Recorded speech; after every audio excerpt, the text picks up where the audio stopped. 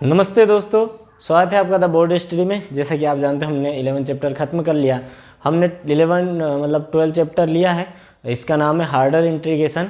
ठीक है, मतलब इससे पहले जो हम कर रहे थे वो सिंपल टाइप के इंटीग्रल्स थे, है ना, थोड़े आसान समाकलन थे। अब हम देखेंगे अलग अलग तरह की इक्वेशन का मतलब जिसे अपन बोल सकते हैं कि भांति भांति की अलग अलग समीकरण अपन देखेंगे, नाना प्रकार के समीकरण जिन्हें आप बोल सकते हैं।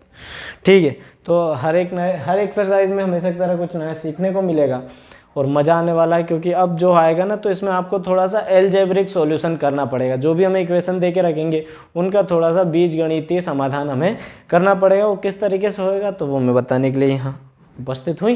तो आप लोगों से ये अनुरोध है कि अभी तक आपने हमारा चैनल सब्सक्राइब ना किया हो कर दो, अपने दोस्तों तक शेयर करो, घर परिवार जहाँ भी आपको मोबाइल दिखे एंड्रॉयड सर्च करो द बोर्ड स्टडी और उसको सब्सक्राइब कर दो बच्चों। ठीक है, ताकि हमारी मेहनत थोड़ा हमें लगे कि हाँ सब्सक्रिप्शन गेन हो रहा है तो मैं और ऊर्जा से पढ़ा सकूँ। ठीक है, तो ये हमारा चैप्टर नंबर 12 होने वाला है। ठीक है, और नाम मैंने बता ही दिया, लिखा नहीं है, हार्डर इंटीग्रल नाम है इसका, कठिन समाकलन जिसे आप बोलोगे हिंदी में। चलो मैं पहला सवाल उठाता हूँ, मैं लिखना भूल गया एक्चुअल में। Integration dx upon x square minus 5x plus 6 क्या है? फर्स्ट सवाल है एक्सरसाइज 12A का। हाँ, इसका कोई इंट्रोडक्शन नहीं है, इंटीग्रल है, इंटीग्रल ही अपन डायरेक्ट सोल्व करते जा रहे हैं आगे, है ना। कैसा सॉल्यूशन होगा मैं बताऊंगा, इसका कोई इंट्रोडक्शन वीडियो नहीं है ये, है ना। सीधे सवाल ले रहे हैं। फर्स्ट वाला ये इस तरीके से कुछ दिया, इंटीग्रेशन dx और इसके अपोन में हमें एक पूरी इक्वेशन दी हुई है, एक क्वाड्रिक इक्वेशन है। क्या है? X square minus 5x plus 6, x square minus 5x plus 6। इनको सोल्व करने की एक मैकेनिज्म है, उस मैकेनिज्म को फॉलो करना है, आंसर बहुत आसान सी आ जाएगा आसानी से। तो देखो यहाँ सोल्व लिख लिया मैंने, एक बार मैं चेक कर लेता हूँ, दिखाई और सुनाई तो दे रहा है ना सब कुछ? ठीक है, दिखाई दे रहा है। चलो, तो बहुत सरल सा सॉल्यूशन है। हम क्या करेंगे कि इस तरह की हमें क्वाड्रेटिक इक्वेशन दे दी तो हम इसको इसके फैक्टर्स में डिवाइड करेंगे। ठीक है, जानते ना अपन वर्ग समीकरण के अलग अलग गुणनखंड बनाएंगे कैसे? तो देखो मैं अलग से आपको करके बता देता हूँ। ये अपना x square minus 5x plus 6 हमने अलग से लिख लिया। ठीक है, इसको हम क्या कर रहे हैं, इसके उसमें इसके अलग अलग हमें गुणनखंड बनाने ना, फैक्टर्स बनाने। तो देखो मल्टीप्लाई करने पर कितना आना चाहिए? 6, और जोड़ने घटाने पर कितना आना चाहिए?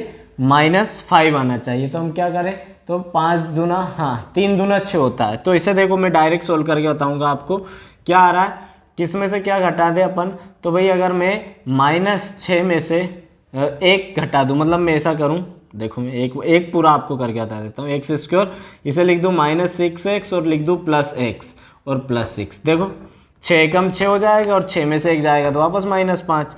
दोनों में से क्या कॉमन ले लो? x, तो हो जाएगा x माइनस 6 इधर, यहाँ से x कॉमन लिया, इन दोनों में से +1 कॉमन ले लिया। एक मिनट,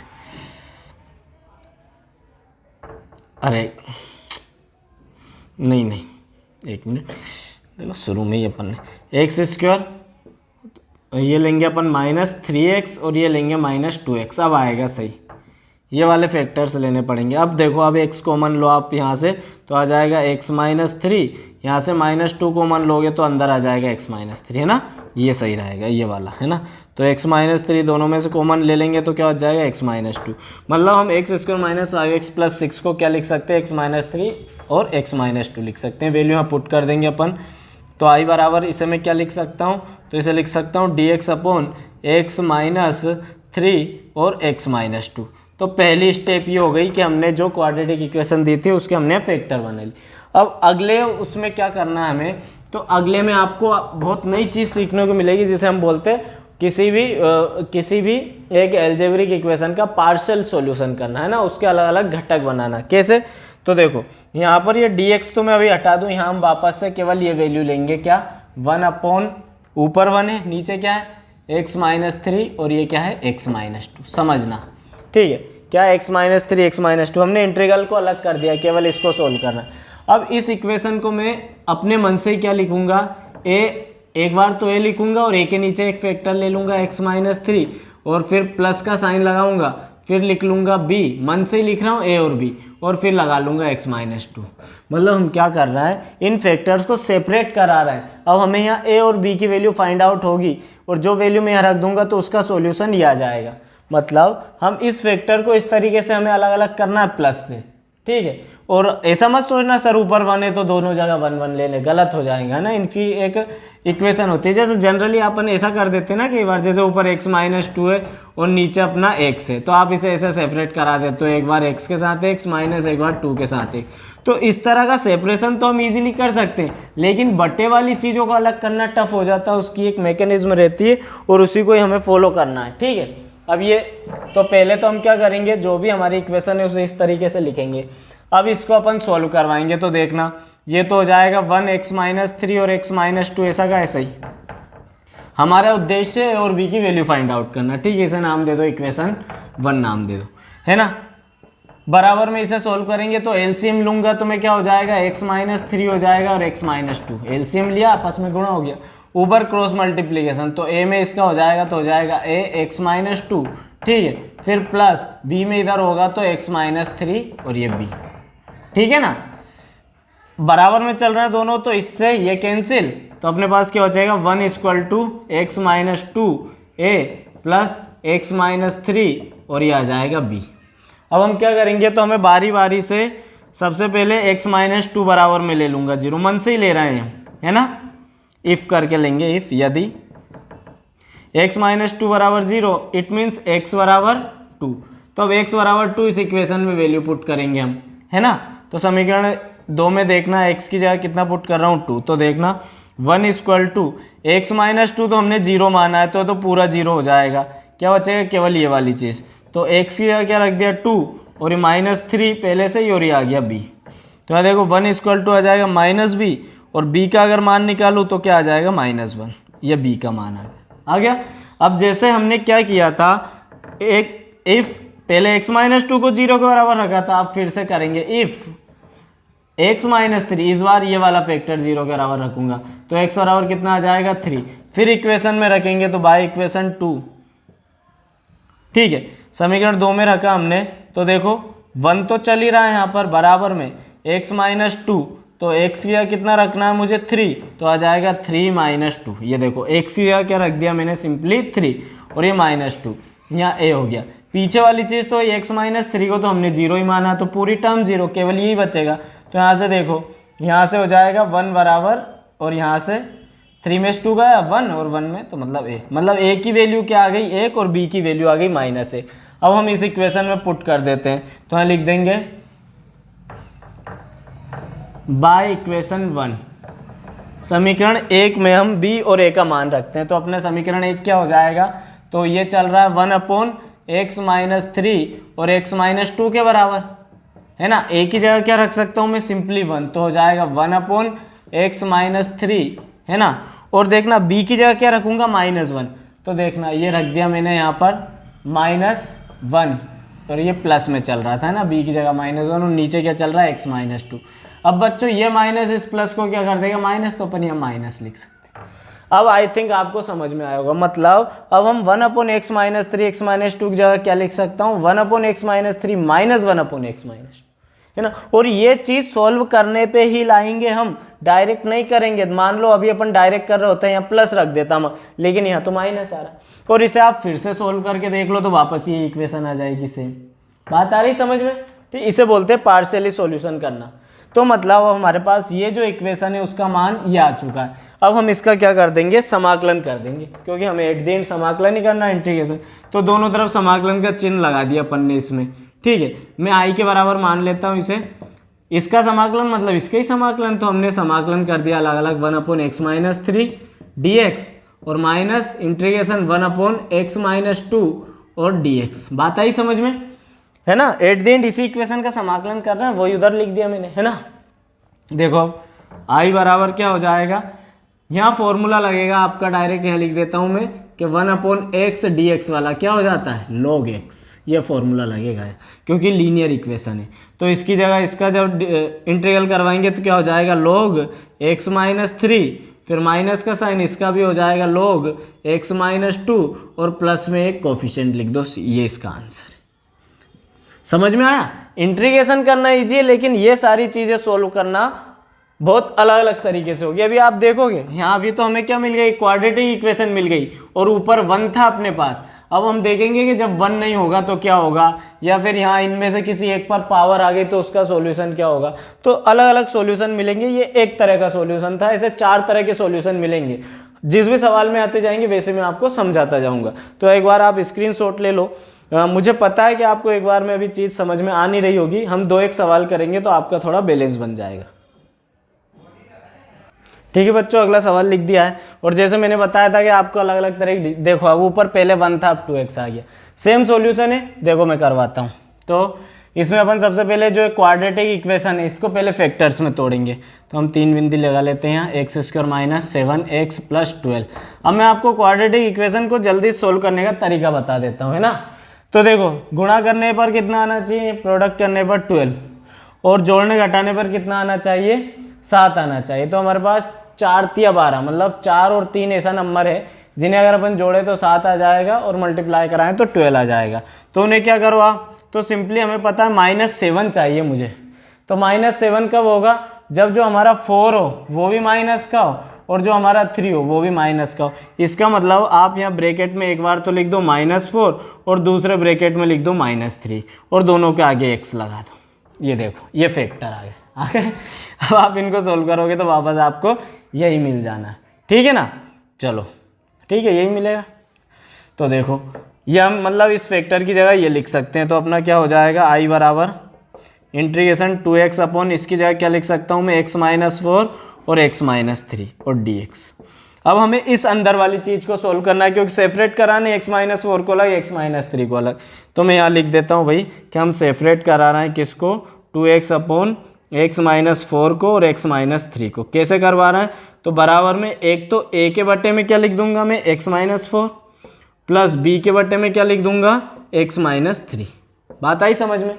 दोनों का हम क्या करवा लेते हैं यहाँ, एलसीएम। तो ये तो 2x अपॉन x - 4 ऐसा का ऐसा ही, और x - 3 भी सेम, बराबर में देखना ये हो जाएगा। एलसीएम क्या होगा, नीचे तो आ जाएगा x - 4 और x - 3, ऊपर क्रॉस मल्टीप्लाई होगा तो हो जाएगा x - 3a और प्लस ये इधर जाएगा तो b बाद में लिख देंगे, पहले x - 4 और b, है ना।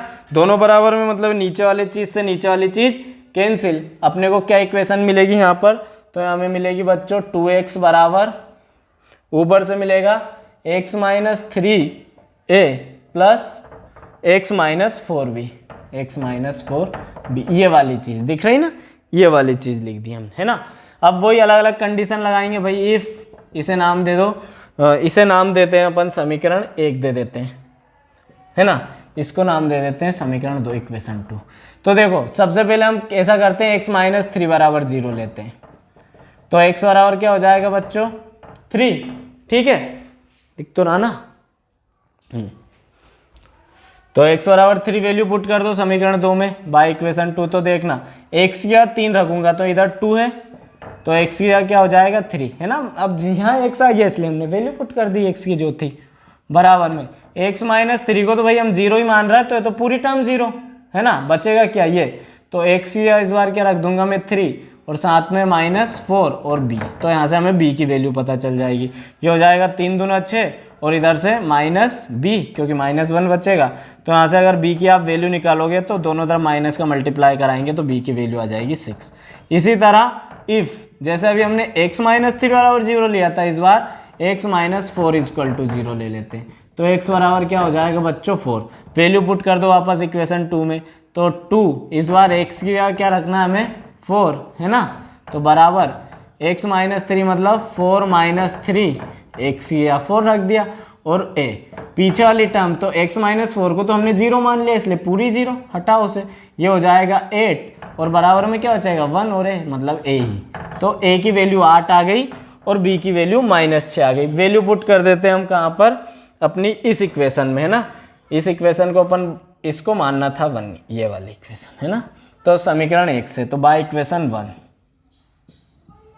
तो इक्वेशन 1 में देखना 2x अपॉन x - 4 और x - 3 को अगर सेपरेट करके लिखूं तो क्या लिख सकता हूं, a की जगह लिखना पड़ेगा मुझे 8, मतलब 8 अपॉन x - 4, ठीक है, और b की जगह -6। तो इसके माइनस से ये प्लस वाला हो जाएगा माइनस और b की जगह आ जाएगा 6 और बटे में हो जाएगा x - 3। बात आई समझ में।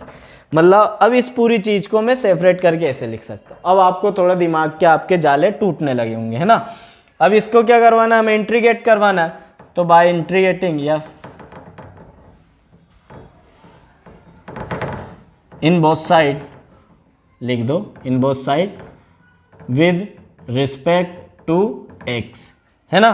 तो क्या होगा इधर बता देता हूं मैं, इसको मतलब इसको इंटीग्रेट करा रहे हैं, मतलब इन दोनों को करवा रहे हैं, तो आई बराबर लिख देता हूं मैं डायरेक्ट, क्या हो जाएगा इंटीग्रेशन 8/x-4 dx, है ना, और फिर माइनस इंटीग्रेटिंग 6/x-3 और इधर dx, ठीक।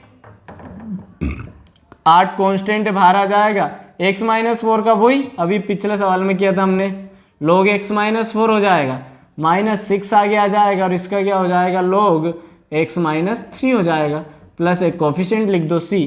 तो ये आई थिंक ये आपका आंसर आ चुका है, ठीक है। बुक में चलो मैं मिलाता हूँ, ठीक है बच्चों। अगला सवाल मैंने लिख दिया। अब ये वाला सवाल आप लोग करोगे, सेम है, सेपरेट करवा देना अलग अलग, उनने तो प्रोडक्ट करके भी दिए बहुत ईजी, यहाँ उन्हें क्वाड्रेटिक इक्वेशन की जगह डायरेक्ट फैक्टर दे दिए, तो इसे कैसा कर लेना, ये लिख लेना, इसे x-1 बता ही देता हूँ मैं, x-2, इसे आप लिख देना एक बार, तो a/x-1 प्लस b/x-2, ठीक है। फिर क्या करना है, तो फिर वही एलसीएम चलो बता ही देता हूँ, x बराबर ये हो जाएगा इधर x-2 a प्लस ये उधर जाएगा तो x-1 b, नीचे वाली चीज़ एलसीएम से कट जाएगी, इसलिए बार बार नहीं लिख रहा हूँ मैं। एक बार अपन बोल देंगे भाई x-2 बराबर 0, तो x बराबर क्या आ जाएगा, x बराबर 2, वैल्यू पुट कर दो तो आ जाएगा 2 यहाँ पर, बराबर ये तो पूरा 0 हो ही जाएगा, x-1 की जगह क्या रखाएगा, तो 2 - 1 b, तो देखो b की वैल्यू आ गई डायरेक्ट 2। इसी तरह लिख देंगे भाई इफ x-1 = 0, मतलब x बराबर 1 पुट करो, तो x या 1 रखा जाएगा, x-2 में क्या हो जाएगा 1 - 2a, तो यहाँ से, और ये वाली टर्म तो x-1 की वजह से 0, तो b की वैल्यू क्या आ जाएगी, यहाँ से मिलेगा -1, तो ये आ जाएगी b की वैल्यू -1, सॉरी a की वैल्यू आएगी -1, ये वैल्यू यहाँ पुट कर दो। तो आप अपनी इक्वेशन को कैसे लिख सकते हो, i बराबर इसे लिख सकते हो, एक बार तो आप 1 देखना, यहाँ a की जगह क्या रखाएगा -1, तो -1 आ जाएगा, है ना, -1/x-1, और फिर प्लस b की जगह आएगा 2, तो 2/x-2, वैल्यू पुट कर दी हमने, है ना। इंटीग्रेट करा देते हैं, तो देखना माइनस बार 1/x-1 का क्या हो जाएगा log x-1, ठीक है। फिर प्लस 2 बाहर आ गया, कोफिशिएंट था x-2 का क्या हो जाएगा log x-2, ये हो गया, इसे आगे पीछे करके लिख दो प्लस c, ये आपका आंसर दे रखा होगा उनने, ठीक है। चलो अगला सवाल करेंगे, आप लोग स्क्रीनशॉट ले लीजिए, ठीक है बच्चों। बिल्कुल एक और नया ब्रांड सवाल आया है, न्यू ब्रांड, तो देखो यहाँ पर कैसे सॉल्व करेंगे इसे।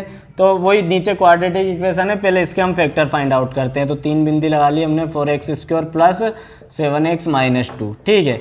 क्या करना है, तो 4 दूना 8, है ना, इसका गुणा, तो गुणा करने पर आना चाहिए 8 और जोड़ने घटाने पर आना चाहिए 7, तो 8 और 1, 8 एकम 8, तो इसे क्या लिख सकता हूँ 4x² प्लस 8x - x-2 ऐसा लिख सकता हूँ, ठीक है। दोनों में से क्या कॉमन निकाल लो, 4x निकाल लो यहाँ से कॉमन, तो अंदर बचेगा x और यहाँ से बचेगा प्लस, और यहाँ से बच जाएगा केवल 2, यहाँ से -1 कॉमन निकाल लो तो अंदर बच जाएगा x + 2, दोनों में से x + 2 कॉमन निकाल लिया तो अंदर बच गया 4x - 1, ये इसके फैक्टर्स आ गए, ठीक है।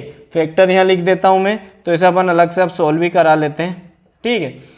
क्या लिख सकता हूँ 17x - 2, अभी इंटीग्रेट नहीं करवा रहा हूँ, इस पूरे की जगह हम लिख सकते हैं ये, मतलब x + 2 और 4x - 1, ठीक है। अब बराबर में इसको जब हम सेपरेट करवाएंगे बच्चों, तो ऊपर तो ऐसा रहने दो, ये आ जाएगा एक तो a के बटे में a/x + 2, और प्लस ये आ जाएगा b के बटे में, तो b/ क्या हो जाएगा बच्चों 4x - 1, है ना, यही होगा, बिल्कुल यही होगा।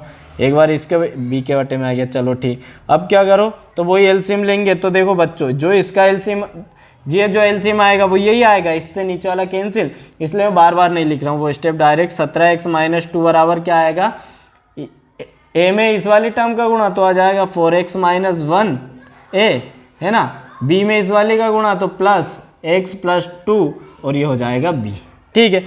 इसे नाम दे देते हैं अपन ऊपर वाले को इक्वेशन 1, इसको दे देते हैं इक्वेशन 2, ठीक। यहाँ देखना कंडीशन लगा रहे हैं हम अलग अलग, एक बार तो आप मान लो 4x, if 4x minus 1 equal to 0। तो यहाँ से देखना x की वैल्यू क्या हो जाएगी, 1 उधर गया पॉजिटिव, 4 बटे में जाएगा तो 1/4 है ना। वैल्यू पुट कर दो इक्वेशन 2 में, x की जगह 1/4। तो देखो यहाँ जहाँ जहाँ भी x है तो समीकरण 2 से मैं लिख देता हूँ, जहाँ जहाँ x है वहाँ 1/4। तो यहाँ 17 इंटू 1/4, ठीक है। फिर -2 बराबर में, देखो भाई 4x माइनस 1 को तो पूरा ही 0 माना है हमने, इसलिए पूरी टर्म ही 0 इधर रखेंगे हम। तो x की जगह क्या रख दूंगा मैं 1/4, तो 1/4 और प्लस हो जाएगा 2 और ये हो जाएगा b, है ना। इसे सॉल्व करेंगे तो देखना ये 17 तो ऊपर ही, एलसीएम लिया 4 तो माइनस का ये हो जाएगा 4 दूना 8 ऊपर और बटे में आ जाएगा 4, है ना, बराबर। यहाँ भी एलसीएम लूंगा तो देखना ये हो जाएगा 1 प्लस 4 का ऊपर गुणा होगा तो 8 और बटे में आ जाएगा 4 और b। इस 4 से ये 4 कैंसिल, इधर देखना 17 में से 8 गए तो बचेंगे 9, बराबर ये हो जाएगा कितना, ये ब्रैकेट में है ना, ये भी हो जाएगा 9b, 9 से 9 कैंसिल तो b इक्वल टू क्या हो जाएगा बच्चों 1 हो जाएगा, ठीक है। यही होगा ना, हाँ यही होगा। अब इसी तरह जैसे एक बार हमने क्या किया है, 4x माइनस 1 को 0 माना, एक बार x प्लस 2 को 0 मान ले, फिर लिख देंगे if x plus 2 equal to 0 then we get x equal to -2, है ना। Now we have equation number 2। इस समीकरण 2 में फिर हम वैल्यू पुट कर देते हैं x की, तो देखो क्या हो जाएगा, बाय इक्वेशन 2 लिख देता हूँ मैं। तो जहाँ x है वहाँ 2, मतलब 17 इंटू 2, ये देखो यहाँ x था, है ना, -2 ऑलरेडी बराबर में 4 इंटू में x है, मतलब x की जगह क्या फिर से -2, ये बच्चों x इक्वल टू हाँ -2 है ना, यहाँ -2 लिखना है अपने को, अभी गलत हो जाता पूरा सवाल, है ना। 4 इंटू अंदर आ जाएगा फिर से क्या -2, ठीक है, फिर -1 और ये हो जाएगा a, है ना। और x प्लस 2 को तो हमने 0 बोल ही दिया है तो पूरी टर्म 0, केवल ये सोल्व करेंगे तो हो जाएगा 17 दूना 34 तो माइनस का 34, है ना। -2 ऑलरेडी है ही सही अंदर, तो 4 दूना 8 वो भी माइनस का और माइनस का 1 और a, ठीक है। यहाँ देखना ये हो जाएंगे 36 माइनस के 36 बराबर माइनस का 9a, माइनस से माइनस कैंसिल, 9 एकम 9, 9 चुको 36, it means a equal to value आ गई हमारे पास 4, है ना। मतलब हम a की जगह क्या पुट कर सकते हैं 4 और b की जगह 1, मतलब मैं इस पूरी इक्वेशन को 17x minus 2 upon x plus 2 और 4x माइनस 1 बराबर क्या लिख सकता हूँ, तो a की जगह 4 लिखूंगा तो हो जाएगा 4 अपॉन x प्लस 2, ठीक है। फिर प्लस b की जगह क्या लिख दूंगा 1, तो ये हो जाएगा 1 अपॉन 4x माइनस 1। बात आई समझ में। अब इसको इंटीग्रेट करा देते हैं, दोनों तरफ लगा दो, ये इधर लग जाएगा dx, ठीक है। तो मतलब इसका इंटीग्रेशन, यहाँ ध्यान देना i बराबर आंसर आ लेकर 4 कोफिशिएंट बाहर आ गया, 1 अपॉन x प्लस 2 का क्या हो जाएगा log x प्लस 2 प्लस यहाँ क्या हो जाएगा, तो हो जाएगा log, यहाँ ध्यान रखना अब क्या होगा, नीचे वाली टर्म का होगा 4x माइनस 1 का, तो हो जाएगा log 4x माइनस 1। अब यहाँ ध्यान रखना चेन रूल से इस 4x माइनस 1 का भी होगा, यहाँ भी हो रहा है x प्लस 2 का भी किया, लेकिन x का चेन रूल से डिफ्रेंसिएशन होगा और x का डिफ्रेंसिएशन 1 हो जाता है, इसलिए यहाँ कोई फर्क नहीं पड़ेगा। लेकिन जब आप 4x माइनस 1 का डिफ्रेंसिएशन कराओगे, चेन रूल से अवकलन कराओगे, तो देखना 4x, तो x का 1 हो जाएगा तो हमें यहाँ से 4 मिलेगा, और वो 4 कहाँ लिखना हमें, तो 4 लिखना है इसके बटे में, इसलिए अपन यहाँ लिख देते हैं आगे 1/4, ठीक है। और पीछे कोफिशिएंट c, और ये आ चुका है आपका आंसर, ठीक है। जल्दी से स्क्रीनशॉट ले लीजिए, हम अगला सवाल करते हैं, ठीक है बच्चों। अगला सवाल है, बढ़िया सा लमसम सवाल होने वाला है। देखो यहाँ पर उनने 3 फैक्टर दे दी, कुछ नहीं, एक c वाला टर्म और बढ़ा देंगे, तो देखो सॉल्यूशन इसका सॉल्यूशन ये हो जाएगा भाई कि x square upon x plus 1 x minus 2 और एक्स प्लस 3 जो है इनको हम लिख देंगे a के बटे में लिख देंगे पहले x प्लस 1, फिर b के बटे में लिख देंगे एक्स माइनस 2, फिर प्लस, आखिरी कौन बचा है, तो c के बटे में लिख देंगे x प्लस 3। सॉल्यूशन करवाएंगे, एलसीएम ले देंगे, तो देखो एक्स स्क्वायर, अब भाई इनका जो भी एलसीएम नीचे आएगा वो ये तीनों ही आएंगे गुणा में, वो तीनों इन तीनों से कैंसिल हो जाएंगे हमेशा की तरह, तो बराबर में क्या आ जाएगा, तो यहाँ ध्यान देना अब एलसीएम में आप लोग, जो a के बटे में उसे छोड़कर बाकी ये दोनों गुणा ए में होगा, मतलब ये आएगा x माइनस 2 x प्लस 3 और ये हो जाएगा a। बात आई समझ में, है ना। उसी तरह क्या होगा, उसी तरह फिर जो b के बटे में उस वाली टर्म को छोड़ के बाकी इसका और इसका गुणा b में हो जाएगा, मतलब x प्लस 1 और x प्लस 3 b। समझना भाई, गलती मत कर देना। उसी तरह प्लस c वाली टर्म में यहाँ लिख देता हूँ, है ना। तो जो c के बटे में उसे छोड़कर बाकी इन दोनों का गुणा c में हो जाएगा, तो क्या होगा x प्लस 1 और x माइनस 2। एलसीएम लेना आपको आता ही होगा, इसलिए मैं ज़्यादा उसमें गहराई से नहीं जा रहा हूँ, है ना। इसे नाम दे देते हैं अपन इक्वेशन नंबर 1 और ये जो आई इसे बोल देते हैं 2। अब वही कंडीशन लगाएंगे हम सबसे पहले, क्या कि भाई x प्लस 1 को पहले हम 0 के इक्वल मानते हैं ना। x प्लस 1 को हम मान लेते हैं 0 के इक्वल, तो लिख देंगे if x plus 1 equal to 0 then x equal to minus 1। अब हम इस पूरी इक्वेशन में जहाँ भी क्या आएगा x आ रहा है हम माइनस 1 पुट करते हैं। तो ध्यान देना आप, x की जगह माइनस 1 रखूंगा तो माइनस 1 का स्क्वायर हो जाएगा ये, है ना, बराबर। यहाँ ध्यान देना x माइनस 2, तो x की जगह क्या रख रहा हूँ मैं माइनस 1, तो माइनस 1 और माइनस 2 ऑलरेडी है ही सही। फिर यहाँ पर x की जगह माइनस 1 और प्लस 3 है ही सही हमारे पास, और a।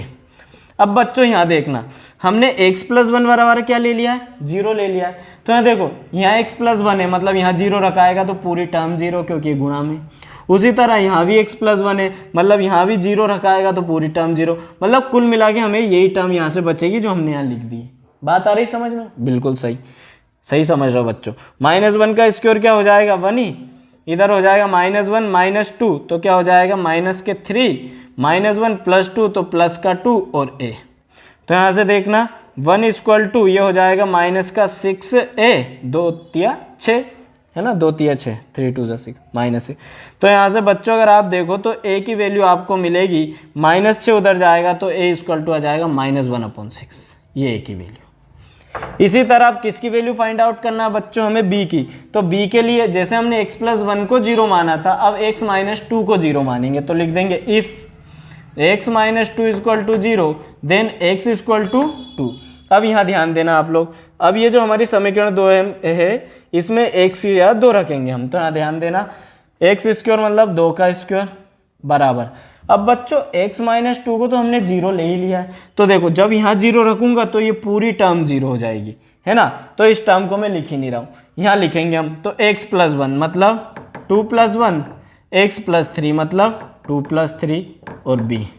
आगे वाली टर्म देखें c वाली, तो देखो फिर यहाँ x माइनस 2 आ रहा है और x माइनस 2 को तो हमने 0 बता दिया, तो उसके कारण ये पूरी टर्म 0, है ना। तो यहाँ देखना, ये इसको सोल्व करेंगे तो 4, ये हो जाएगा 3 इंटू हो जाएगा ये 5, ये 3 हो गया, ये 5 और पीछे b, है ना। यहाँ ध्यान देना, तो 4 इक्वल टू हो जाए 5 या 15 b, और b का अगर मान निकालो बच्चों तो b बराबर आ जाएगा 4/15।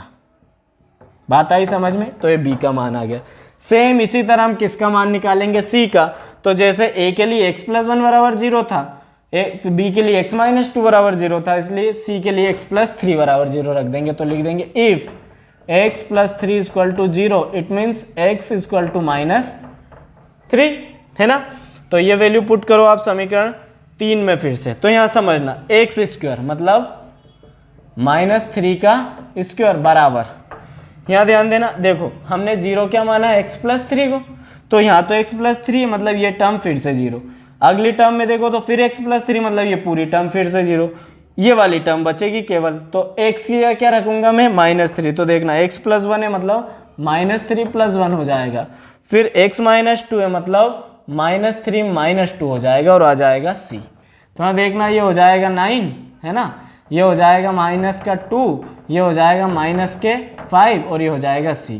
तो 9 बराबर देखना माइनस माइनस प्लस और 5 दूना 10 और c, तो c का मान क्या आ जाएगा बच्चों 9/10। बात आई समझ में। ये हमने अभी ABC के मान निकाल ली, ये रख देते हैं हम समीकरण 1 में। तो बाय समीकरण 1 मतलब समीकरण 1 में A, B एवं C के मान रखने पर, ठीक है। तो ABC के मान हम रख देते हैं यहाँ। तो अपनी अब मैं पूरी इक्वेशन ना लिखकर, क्योंकि यही हमें सोल्व करना है तो ये लिख रहा हूँ। तो देखो क्या हो जाएगी, ये ए की जगह सबसे पहले क्या रखेंगे, -1/6, तो आ जाएगा माइनस का 1 और 6 बटे में लिख देंगे और साथ में क्या x+1, तो आ जाएगा x+1। ठीक है, उसी तरह फिर अगली टर्म है प्लस b, तो b की जगह क्या रखूंगा 4/15, तो हो जाएगा 4, नीचे आ जाएगा 15। ठीक है, और इसकी जगह क्या रख देंगे हम 15 के साथ x-2, ये देखो b की जगह रख दिया हमने 4/15 और x-2 पहले से ही था। फिर प्लस c, तो c की जगह क्या आएगा 9/10, तो 9 अपॉन में रख दिया 10 और साथ में क्या था x+3। बात आई समझ में? इनका हमें इंटीग्रेशन कराना है तो सबके साथ लगा दो ऐसे, ये dx सब में डिजाइन डाल दी। तो देखो -1/6 कॉफिशिएंट है इसलिए बाहर, और x+1 का क्या हो जाएगा, तो log x+1 बटे में इस वजह से। फिर यहाँ से 4/15 कॉफिशिएंट है तो बाहर, फिर x-2 का क्या हो जाएगा, तो log x-2 हो जाएगा, है ना। फिर प्लस यहाँ से 9/10 कॉफिशिएंट है, x+3 का क्या हो जाएगा, log x+3, और प्लस में एक कॉफिशिएंट c, और ये आपका आ चुका है आंसर। छोटा सा प्यारा सा नन्हा सा आंसर। ठीक है, जल्दी से आप स्क्रीनशॉट ले लीजिए।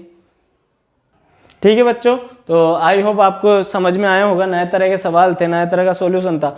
नहीं आया समझ में, वापस वीडियो में पीछे जाइए, एक बार और देखिए, डेफिनेटली समझ में आ जाएगा। कॉपी पेन रख के बैठा करो, कोई सी चीज़ इंपॉर्टेंट लगे साथ में लिखो। मैं वैसे भी आपको स्क्रीनशॉट लेने के लिए टाइम देता हूँ, पॉज कर लो, सवाल इत्मीनान से करो। सारे सवाल जैसे आप बाद में क्लास देखते हो, अगर प्रीमियर में नहीं देखते हो बाद में देखते हो, तो सवाल देख लो एक बार पूरा इत्मीनान से, है ना।